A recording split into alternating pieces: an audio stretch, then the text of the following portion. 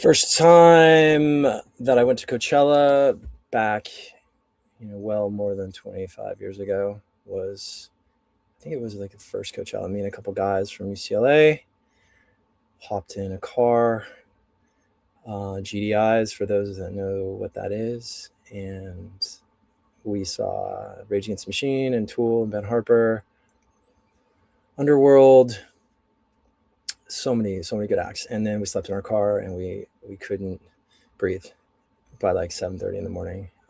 It's different now.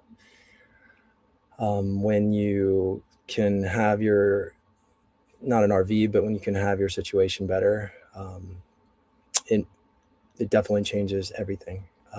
But it's all about value. So I'm here to talk about value at music festivals, and value in the Derby, value in horse racing, value in betting, value in everything, because it's all the same frequency. So I ended up coming to Coachella last second. It was one of those things where I was working. I did a little tournament yesterday. Actually, I ended up playing the Keeneland one just because. And then I was right. It took 10x to get to your prize money. So why do that? You can just play it in the cash pools. You don't need to play the tournaments. But I did that because I liked it enough. But I also was shooting low because I felt like 5-1 would be enough. But I'm really mostly focused. Want to focus this chat on when you go to into a Derby experience. I'm not talking about dressing up. I'm talking about getting your mind right for the actual bets. There's a lot of tools you can use to prepare. The Derby it's almost 2 races in one. Obviously, with 20 horses, you could say it's almost 3 races in one. But everything's connected. Coming to a music festival in the middle of the desert, renegade style, last minute, and I'm a value player. And what that means is when I'm looking to buy tickets, I go on StubHub and they're like 1,000 or it's ridiculous. And I don't even care about the acts that much. But when you think about the headliners are the favorites. And a lot of people want to go pay to see Justin Bieber, who was out last night. And by the way, I'll share with you a little bit of the journey to Coachella here. This is the rig, the Batcave, and you can roll out and you can get to these remote destinations. Well, last night it was crowded. I mean, it took about an hour to find parking. And I got in really, pretty late and ended up having to scalp tickets, which I think is a better way to do things, especially if you don't really care. But the goal is to have a good time. When you go to Coachella, you're kind of in this parallel universe. First of all, most people at Coachella don't really talk to each other. It's not like Burning Man. It's not like a lot of good consciousness. It's not like a lot of good people that really want to connect with something more than themselves trying to be validated. But Coachella has a spark. It's not necessarily like my vibe, but this stage is. And this is an example of finding value at Coachella. I look for the music that really hits me hard. Obviously, a Burning Man kind of guy is going to like house and techno and bass music. I'm not going to play the music because I don't want to get the stream cut off. But the amount of art that goes into these festivals, it's insane. And the creativity is something that you can use and translate into your betting. I think that's, I've been going to Burning Man for more than 10 years now. Started one of the biggest Burning Man camps with a bunch of people a long time ago. Big in the sense we give out vegan ice cream and, we're in the front where people can stop and relax in a lounge. But I just want people to kind of see these alternative experiences that can help open your mind a little bit. Situation. and you're not attached to judgment. You don't care about what people think of you. There's a freedom that comes into your brain. And if you're going to play horse racing, there's a lot of math, and we'll talk about some of that with the Derby today, because there's an easier way to make money on the Derby than people think. And it doesn't mean I'm going to hit it this year, but I'm saying in the long run, there's a way to do it. So I want to invite people to think about using different parts of their brain when they're betting. So I'm going to bring up some more clips here as we talk. There's no money in the obvious. And that's pretty obvious, right? But yet people talk about horse racing and they say the most straightforward, factual stuff that doesn't lead to the goal. And the goal is to make profit and to see what people don't see and to go against the grain and be contrarian and be consistently contrarian. And you don't do it just to do it. And there's obviously some people that can just say, oh, they want the glory for hitting the long shot, or they want the world to know that they can see something that other people can't. But in actuality, there's a benefit to going contrarian. I'm trying to bring up more clips here from last night to make things a little more interesting.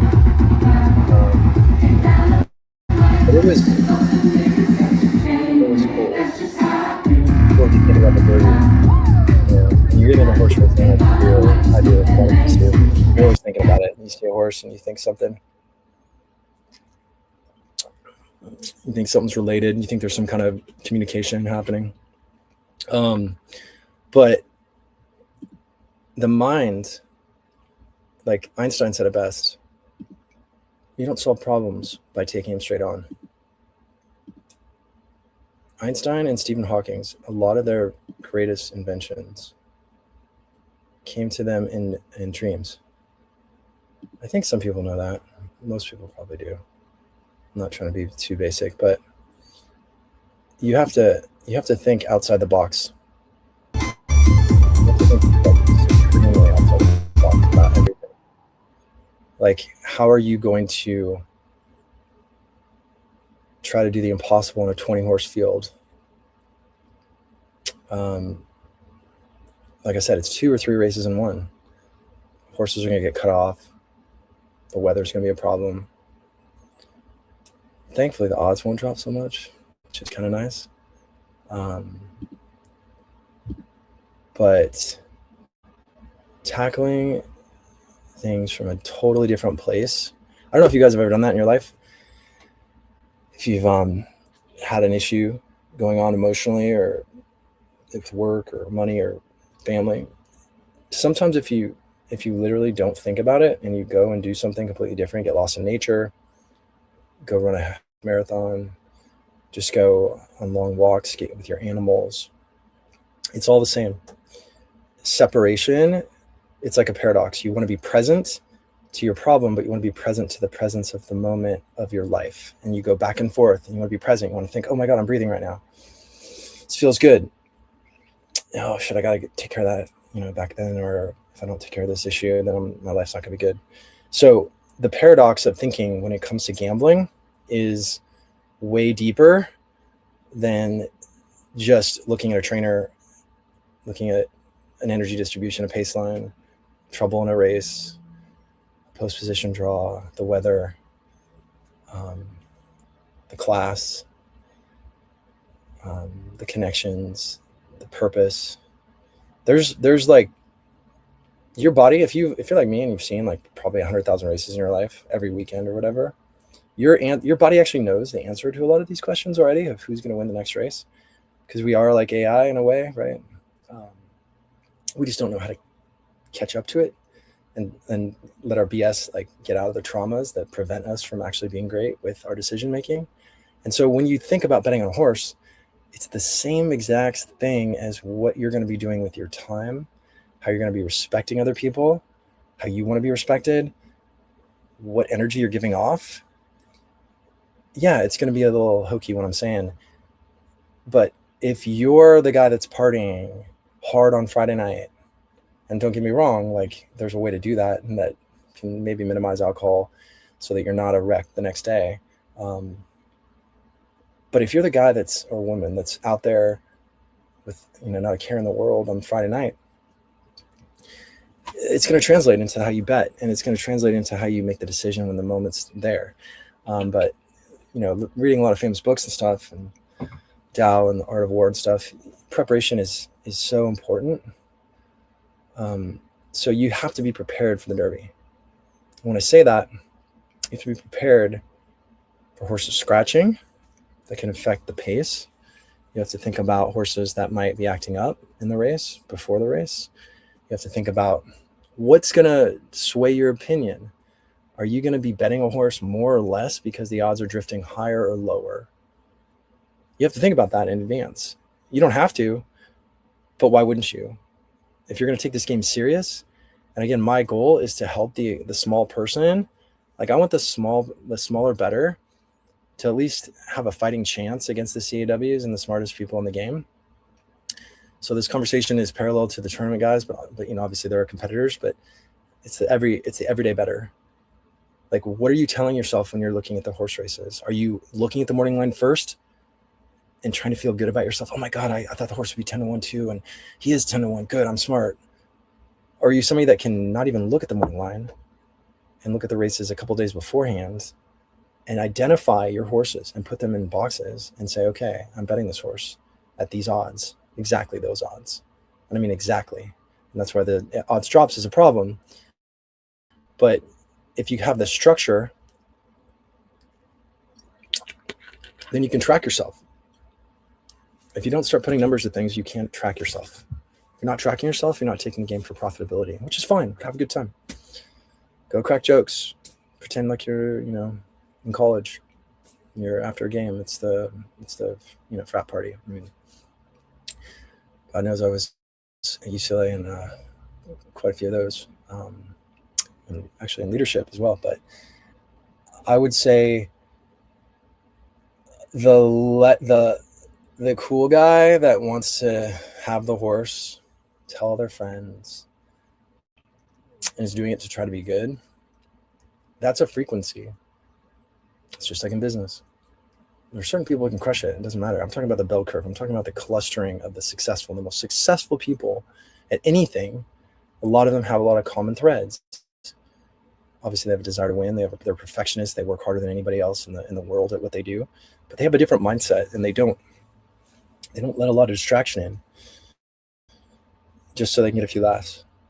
And I know that's a little sober, and I am pretty sober, but I drink once in a while, but not at the track. So I want people that are going to the races and they're going to the Derby. Have a good time. Do your thing. Have fun. But when it comes to betting, you can think of it like church. You can think about like having your sermon. You can think about having your message. What is it that you're setting out to do with yourself on that day? I love analogies. I love comparisons. I love frequencies. When you look at the Kentucky Derby this year, 20 horses, right? The only way you can bet the Derby, in my opinion, and when I say bet, I mean bet like, there's like levels. Let's call it tier 2, like a B bet. I like it a little bit. I would need to remove minimum 20% of the takeout. Like I would have to get rid of 20%. That's a lot of disagreement that you have to take on. So if you go into the Derby before the morning line odds and you lay it out, and you cannot downgrade horses 20-1 to 50-1, or 10-1 to 20-1, or 5-1 to 10-1. That's like being fairly honest with what you would do. Then you shouldn't be betting the Derby, for money. So that's the first thing I want to just broadcast. If you can't knock horses down from 5-1 to 10-1, so 5-1 is 20%, 10-1 is 10%. in the Derby, if you cannot knock the top 2 favorites that are probably going to be around 4 or 5 to 1, if you can't logically put them at 10% right now, there is no reason you should be betting the Derby. Unless you're going to smash or trash 3 or 4 other horses and say that they're 20 to 1 shots that really should be 50 to 1 shots. And even that is going from 5% to 2 or 3%. So you're only like, if you shaved off 3 horses from 20 to 1 at 5% to 30 to 1, or let's say 50 to 1. So from 5% at 20 to 1 to 50 to 1 at 2%. If you really felt a horse had a 50 to 1 shot, you were good. It's hard to get accurate with those probabilities at that level. That's a 3% savings. Try doing that 7 times in the Derby to get to the same equivalency as knocking the 2 favorites from 5% down to 10%. So if you're going to knock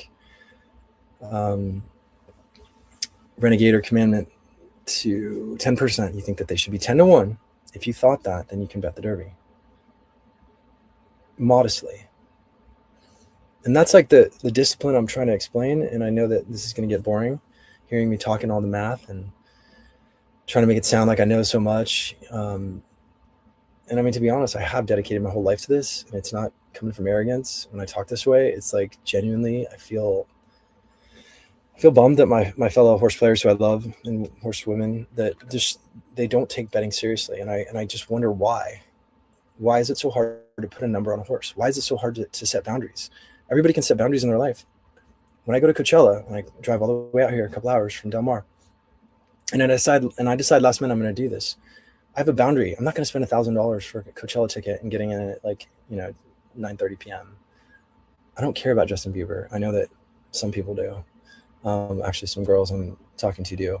But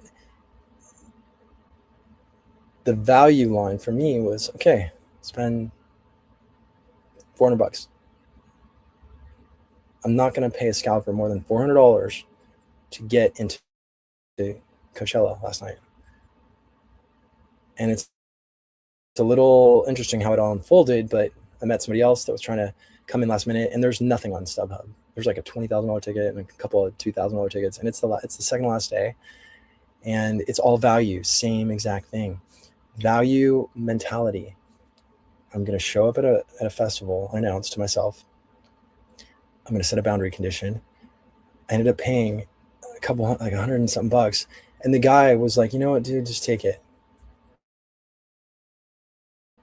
He's like, just take the bands. And I was like, he's like, take care of this money and give it to, do something good with it.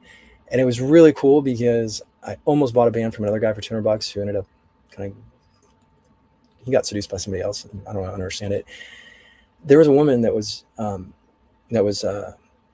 pretty upset because she got scammed. And so she was waiting for her sister or whatever.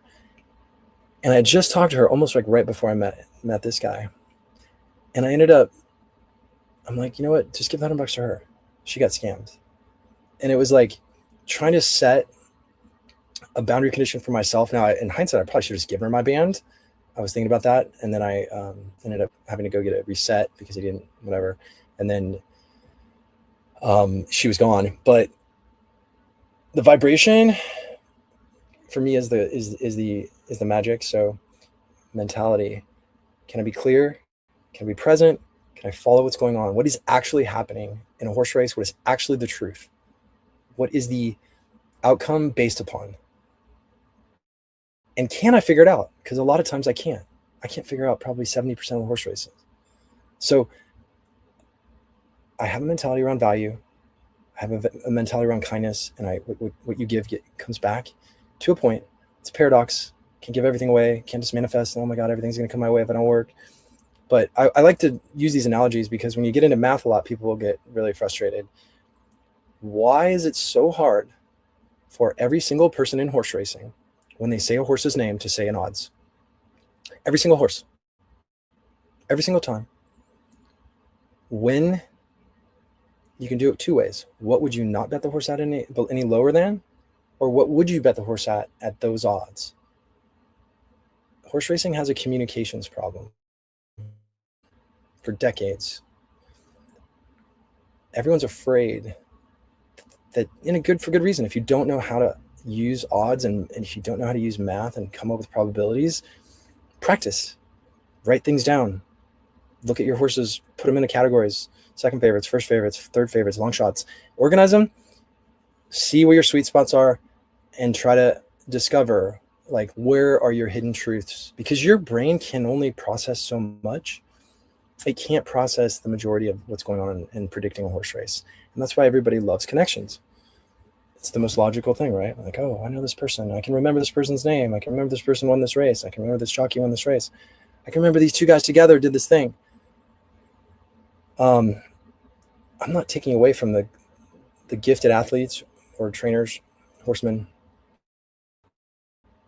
I'm trying to present a different way to communicate about horse racing and a decision that your goal is to make money at. Again, if your goal is not to make money, your goal is to crack some jokes and pretend you're in high school again and sit in the back of the bus and throw some spit wads, or, put a little graffiti on the back of the seat in front of you or whatever, whisper and say some stuff or send some weird texts, fine, do that. If you're in this game to get your mind right and your life right, because horse racing is spiritual. I mean, it's taught me everything about my life. It's amazing.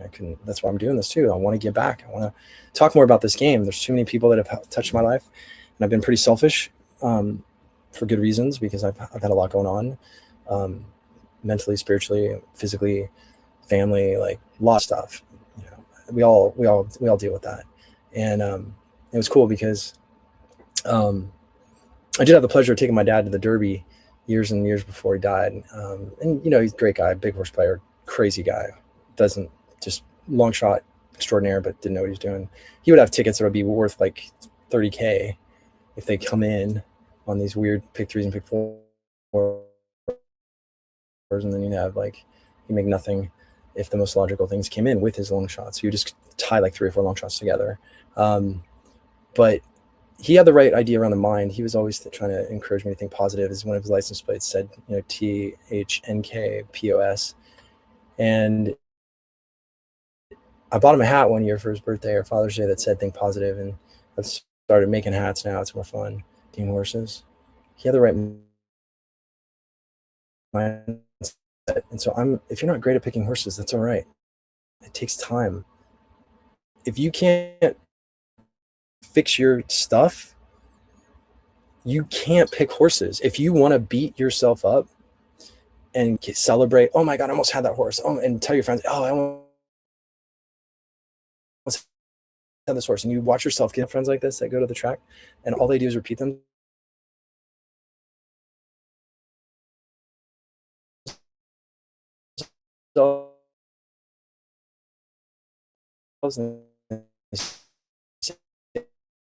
The same things over and over. Low right now, but I want to try and bring up some more video clips if I can, but my technical difficulties are part of this lovely journey. So what I'm going to do is I'm going to just talk a little bit more and hope that my browser will refresh right, because this is sucking up a lot of bandwidth. 20 horses. If each horse had the same percentage of winning, again, pardon me, I'm in the desert. I'm on Starlink for the studio. If the bandwidth is slow, 20 horses. So if every horse had the same chance in the race, that would put each of them at 5. So that's a level playing field. That's if nobody has an edge. So I want people to just think about that. 20-1 is average for the Derby. It's not a good bet. It's not a bad bet. It's average. So think about how you are going to be able to get your mind right around the math here. It's interesting. I'm watching this video catch up.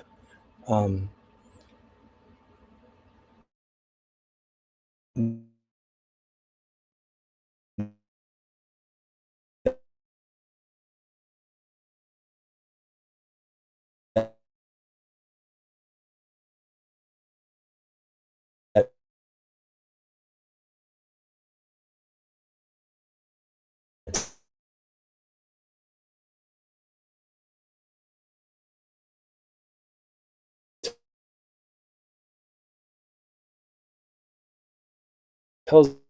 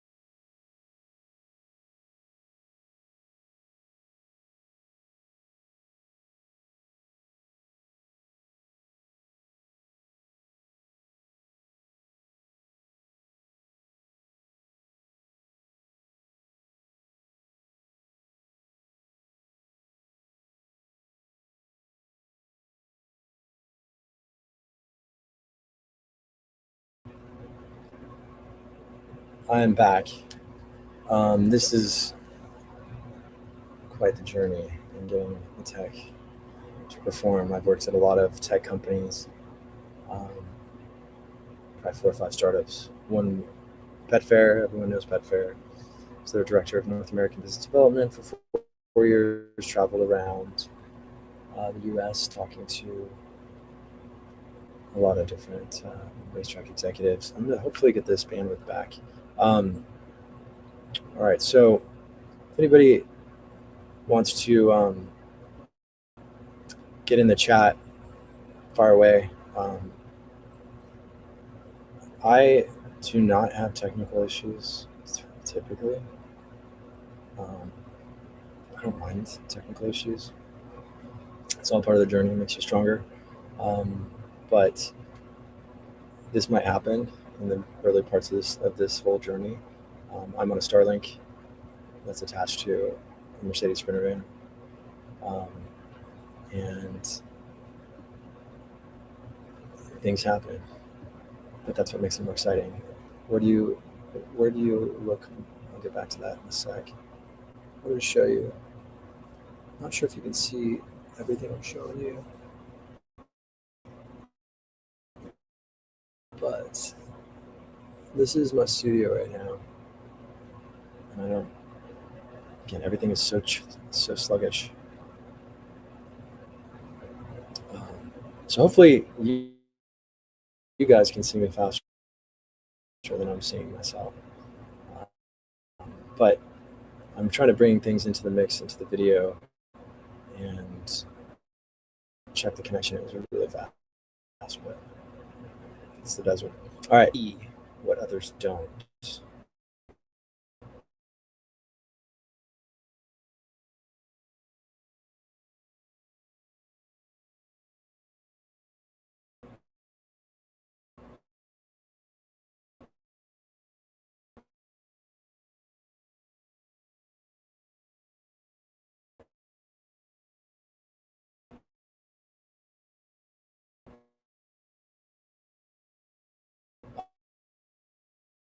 Um, everything is damn,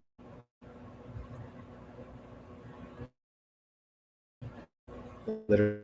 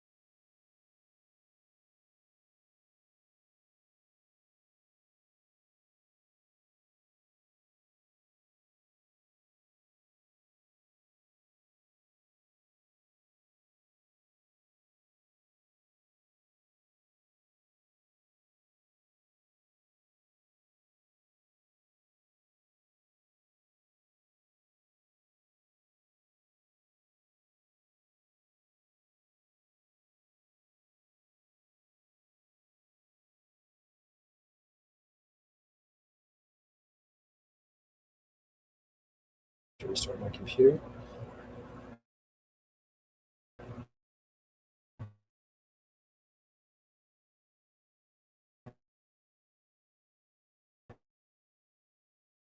That's if not, I will restart the stream. Stay tuned and just keep the questions coming. This is why I'm here, just to like share information, try to get people leveling up a little bit here and there. And there's a lot of things you got to learn, but I am trying to restart this whole thing, given what I'm seeing on my end. It's literally not letting me close anything, shut the browser off. I can't restart my computer unless I want a hard restart it, which is what I did before. Um, so let's see if I can get life back to real time. So let's see here.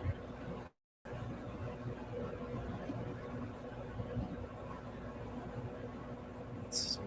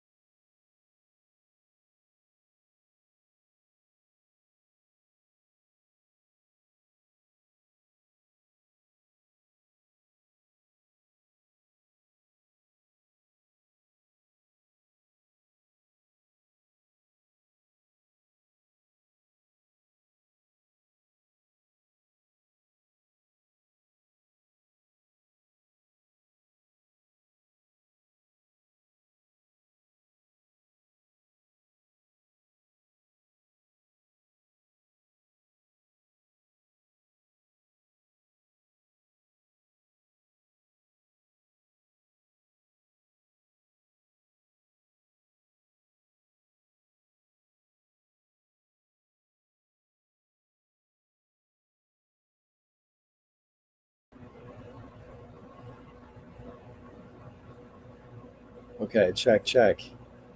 Is this working again? Can I see if my stuff is going to share right? Okay. I'm not going to start a new stream up. I'm going to see if I can get this one after I restarted everything. We're going to find out. Find out a lot right now. But what I was doing, what I shared some of my Coachella experience last night. I mean, I probably couldn't give you a name of Justin Bieber song, but there's a lot of beautiful people that really do like this guy. But my whole diatribe here was to start with the festival mindset, and if somebody could maybe go into the live stream and tell me if you can hear me in real time and it's not choppy, just throw that in there, because I literally just restarted my machine and this stream keeps going. But on my side, everything is moving at like 1/10 of the speed. So I can see live and I can see people in it, but I just don't know if my stuff is sluggish because of the Starlink connection. So I'm gonna wait to hear from somebody in the chat to see if you can tell me if you're hearing me okay. I will post that.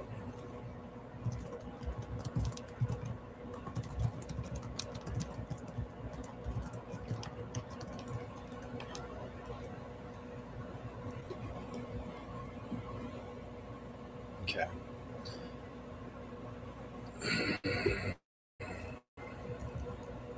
So back to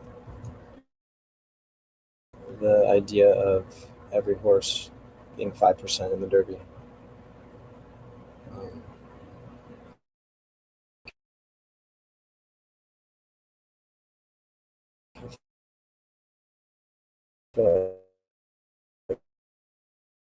My head drum.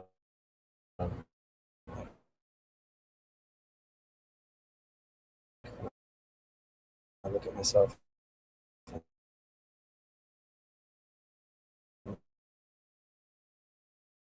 This thing.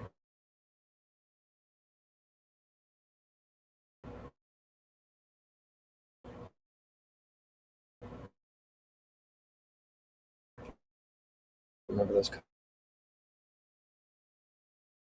commercials?